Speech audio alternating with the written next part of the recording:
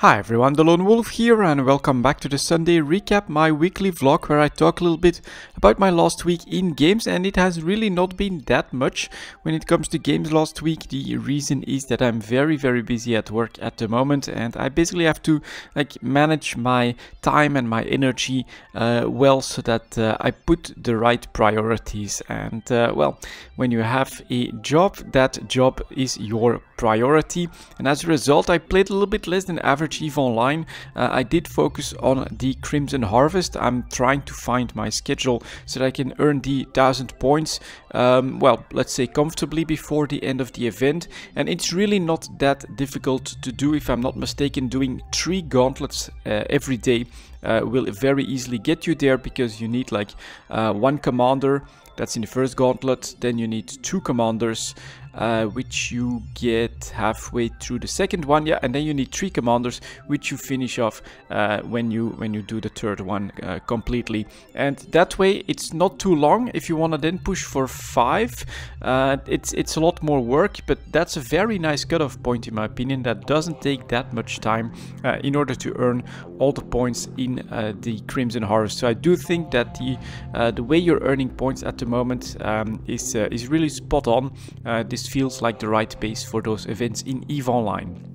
Next to that, I have also kept up with the blueprint copy business, although again it's not looking like it's doing that well when it comes to the structure parts. I'm a bit surprised by that. I thought we'd get a bit more demand because of the upcoming Upwell structures, but nope, all of that is just, you know, going its merry way, and my focus is really on the Orca and the actual structures themselves, which are still selling at a decent profit. When it comes to PI, that is something that I am trying to balance out. I let it I just kept redoing the extraction where it was for a bit too long, and a couple of my planets got overloaded with a single one, so I'm rebalancing that a little bit.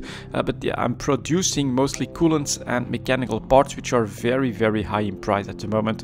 So that's definitely something that I'm happy with at the moment, because you know, a single trip is yielding me quite a nice bit of ISK. And yep, that's it for EVE Online, to be honest.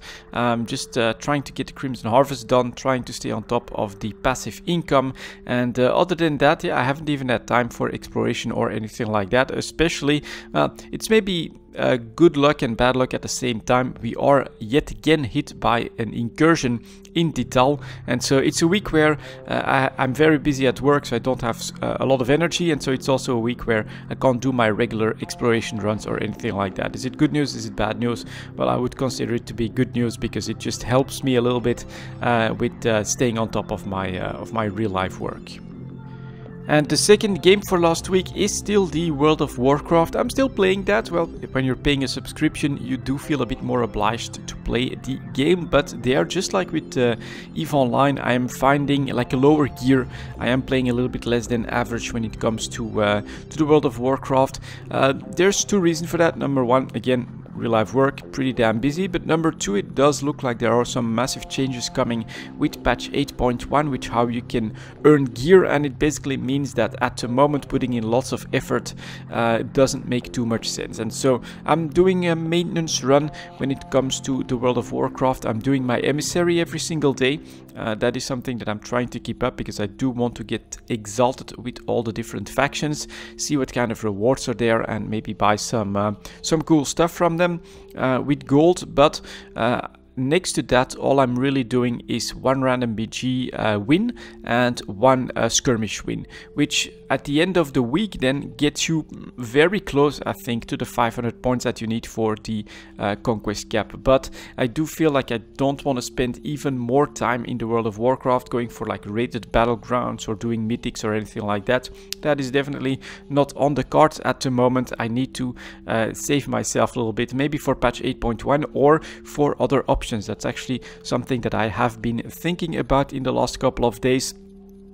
since I am finding these lower gears in both EVE and the World of Warcraft, and I'm really not spending any more time in Overwatch, Hearthstone, or any of those games at the moment. What else could I play? And of course there are some interesting games on the horizon. Fallout 76 is going to come out next month. Is that? Yeah, next month, in about 2 weeks. And we also have X4 Foundations, which I'm like 90% sure that I'm going to play that. It's going to be very difficult to make a very entertaining series out of an X game, to be honest, because I like to go the trader route, create a massive economic empire, and that will be somewhat more boring to watch, I think. But yeah, I think those two games do have lots of potential for just being fun, and they're definitely options as well. But yeah, next to that, maybe in the next 2 weeks I want to still dive into something else. I don't know what I might want to do, and that's something that I need to think about. But that's for the upcoming weeks. This was my last week in games, just a bit of EVE and a bit of World of Warcraft. Thank you very much for watching, and I'll see you all next time.